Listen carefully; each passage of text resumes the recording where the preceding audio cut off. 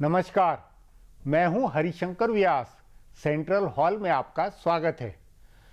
आर्थिकी के मामले में भारत फिलहाल एक पहेली बन गया है। भारत में जहां अनुमान है तो दुनिया में भी सोचा जा रहा है कि नोटबंदी का आर्थिक विकास की रफ्तार पर क्या असर होगा। अहम पहलू यह है कि भारत दुनिया की सबसे तेज दौड़ती आर्थिकी वाला रहता है या नहीं। हाँ, नोटबंदी से पहले भारत सर्वाधिक तेज रफ्तार दौड़ता हुआ था। चीन की आर्थिकी लड़खड़ा गई थी। 2016 के लिए चीन में जीडीपी विकास का आंकड़ा 6.5% अनुमानित था, जबकि भारत का आंकड़ा 7.6% अनुमानित था।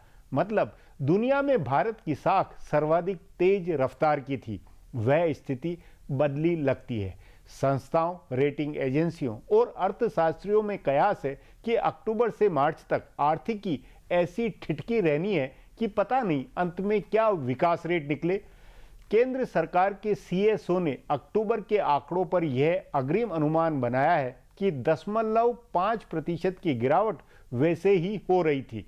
निर्माण, रियल एस्टेट, सीमेंट आदि क्षेत्रों में मंदी के चलते गिरावट के संकेत थे। उधर स्टेट बैंक ने अक्टूबर से मार्च में जीडीपी का अनुमान 6.5% दिखाया है।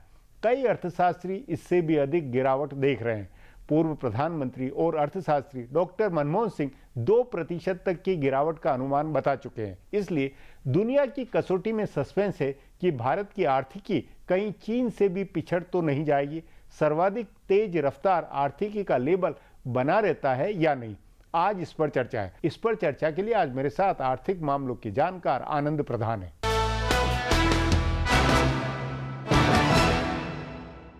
आनंद जी, आर्थिक विकास की दर को लेकर अभी जो ताजा नए अनुमान आए, उससे कितना लगता है आपको कि ये सब पुख्ता है अनुमान, या अभी भी बहुत भारी चेंज, उठापटक वाले आंकड़े आगे आ सकते हैं महीने 2 महीने में?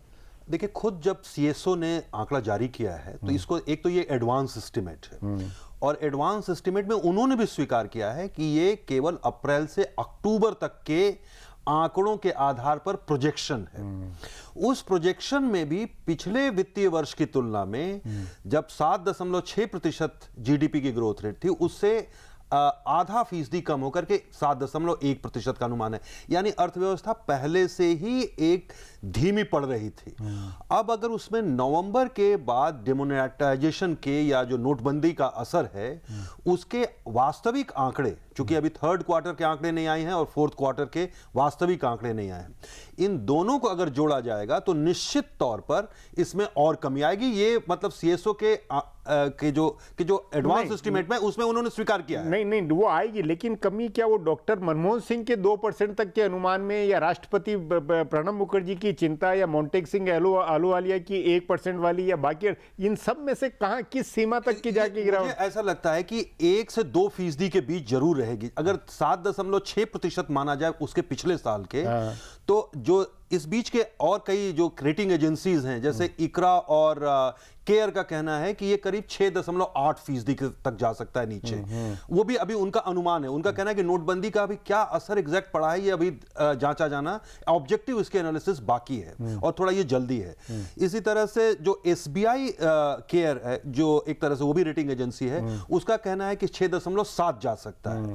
तो आमतौर पर एक अर्थशास्त्रियों के अंदर अनुमान है कि 6.5% के आसपास आ सकता है। तो करीब 1.1% की गिरावट के संभावना है। तो अगर 6.5% भी मेंटेन कर ले जाएं, और वो भी इस बात पर डिपेंड करता है कि हमने रबी की फसल की बुआई, जो सरकार अभी आंकड़ों में बता रही है, वो अच्छी हुई है और फसल बेहतर होती है, तो इसके आधार पर ही होगा। और दूसरा यह है कि चौथे क्वार्टर में नोटबंदी का असर पूरी तरह खत्म हो जाए, जिसकी संभावना भी नहीं दिख रही है, मार्च तक नहीं दिखाई पड़ रही है। तो इससे यह लगता है कि 6 से 6.5% के बीच में, यानी 1 से 1.5% के बीच में गिरावट तो साफ दिखाई पड़ रही है।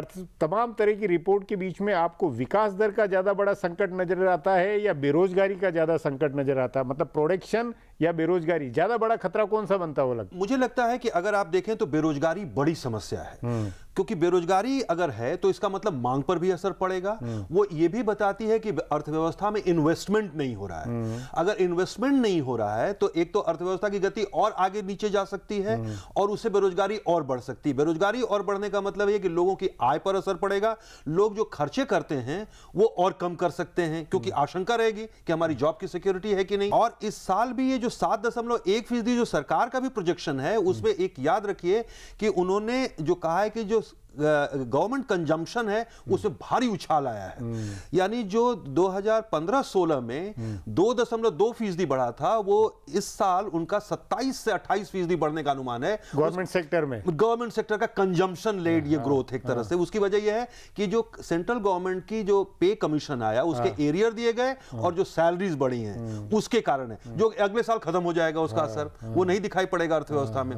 तो एक तरह से ये जो एक लंबी चुनौती सरकार के सामने है, और ये जो अगला बजट है वो एक बहुत चुनौतीपूर्ण है, क्योंकि अगर इन्होंने बैंकों के पास पैसा होने के बावजूद उसको लोन लेने के लिए लोग नहीं आ रहे हैं, उस तरह का माहौल नहीं बन रहा है, डिमांड नहीं क्रिएट हो रही है। पर उससे जो बैंक की ब्याज दर घटाकर और वो जो होम लोन से लेकर तब जो उपाय हुए उनका कितना असर होता है, वो तो पूरी सरकार की कुछ रणनीति तो समझ में आती है इसमें। सरकार की कोशिश है, लेकिन जैसा कहते हैं, माने अर्थशास्त्रियों के बीच भी जो डिबेट चल रही है इसको लेकर के, उसमें वो ये कह रहे हैं कि 1930 के दशक में भी ऐसे ही हालात थे जब मंदी थी, और उस समय इंटरेस्ट रेट काफी कम हो गए बैंकों के, फिर भी लोग कर्ज लेने के लिए आगे नहीं आ रहे थे। तो उसमें अर्थशास्त्रियों के बीच एक बहुत प्रचलित मुहावरा था कि आप घोड़े को पानी तक तो ले आ सकते हैं, पर उसको पानी पीने के लिए बाध्य नहीं कर सकते। तो क्या ये आशंका अभी भी है? क्योंकि उसके लिए जो एनेबलिंग एनवायरनमेंट क्रिएट करना है, और ज्यादातर लोगों को मानना है कि मॉनेटरी पॉलिसी में वो पॉसिबिलिटी अब खत्म हो चुकी है, क्योंकि दुनिया भर में अगर यूएस वगैरह में इंटरेस्ट रेट बढ़ते हैं तो आप अब ज्यादा नहीं कम कर सकते हैं।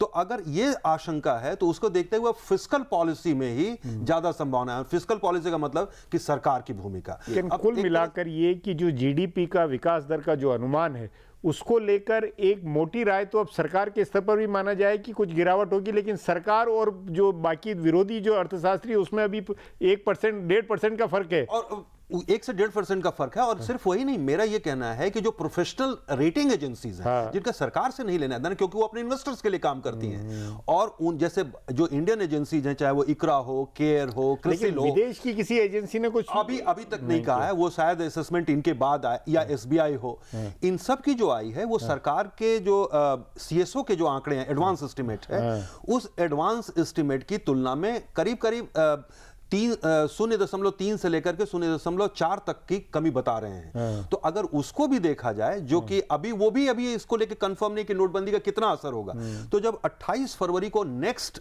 एस्टिमेट आएगा, क्योंकि इस बार बजट पहले आ रहा है, इसलिए पहले ही एस्टिमेट जारी करना पड़ा। आमतौर पर मार्च में, मतलब 28 फरवरी को जब होता था तो मिड फरवरी में, तो एक महीना पहले होने के कारण और भी ज्यादा ये थोड़ा एडवांस है। तो अभी ज्यादा स्थिति क्लियर होगी फरवरी के आखिर में, जब वो आएगा एक नया एस्टिमेट, जो वास्तविक एस्टिमेट होगा, तब थोड़ा ज्यादा स्पष्ट होगा।